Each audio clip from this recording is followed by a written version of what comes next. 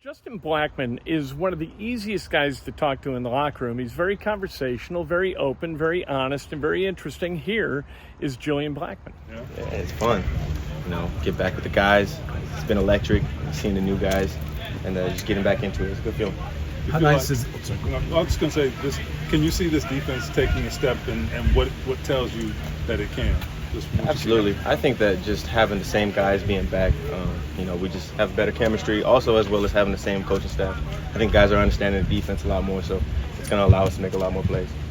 Julian, where have you seen Nick's growth over the last couple of years? I would say verbally and just understanding of football as a whole. You come here as a rookie and you just try to learn your job.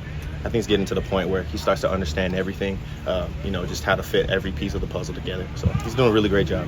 They were talking about how for Anthony they can sense a difference in the way he's prepared. Is it the same way for you with the young corners?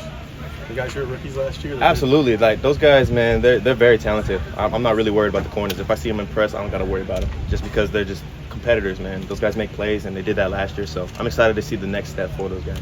What's the next step for you, I guess, as you coming off arguably the best year of your career? Man, I think just consistency, man.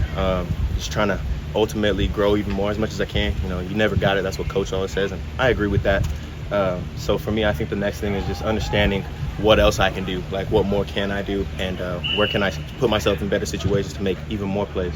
I know there was a situation where I wasn't 100% sure you were going to be back here this year.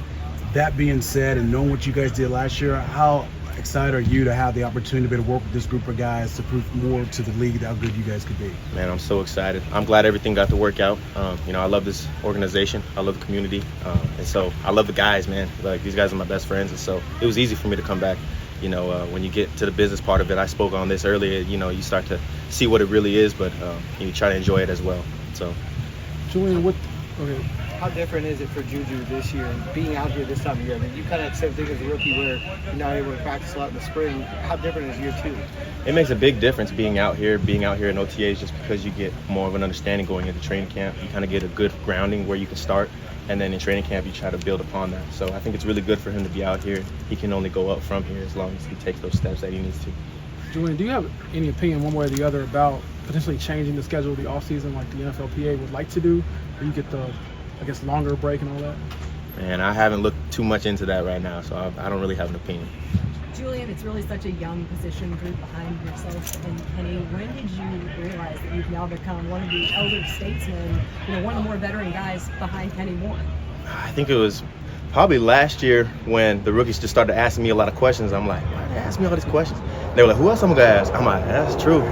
Well, you should probably do this. So I think it was just that because, a lot of us, we're all the same age. So I just forget that I've been here just a little bit longer. COVID kind of made things different. So it's still fun, though. Everybody gets along really well. And I'm glad that they can come to me and trust me with telling them what to do. So. Your leadership style is probably, by example then, I think. Oh, 100%. I mean, you see me out there all talk, but that's just trying to energize the guys. Like, I'm just talking just to talk. Ain't nobody listening to that. But for the most part, I'd rather just do it correctly so that those guys can see what it's supposed to look like. Right. Couple more guys. Shane did mention, though, you are the kind of the quarterback of that defense. So how much pride do you take in that? And I guess what's the balance of being naturally a lead by example guy, but forcing yourself to obviously be vocal? I think that's just the next step that you have to take in order to be a leader, on a team or regardless of what you do. I think it's being more vocal, being vulnerable, and just being willing to take that step. And I was willing, and also these guys, they told me that they respect the fact that I will talk to them and it helps them. Everybody's better when everybody's talking and knows what they're doing. When there's uncertainty, that's when guys start to question themselves. So it just helps out a lot. Do you consider yourself a leader, a natural leader? Some guys aren't.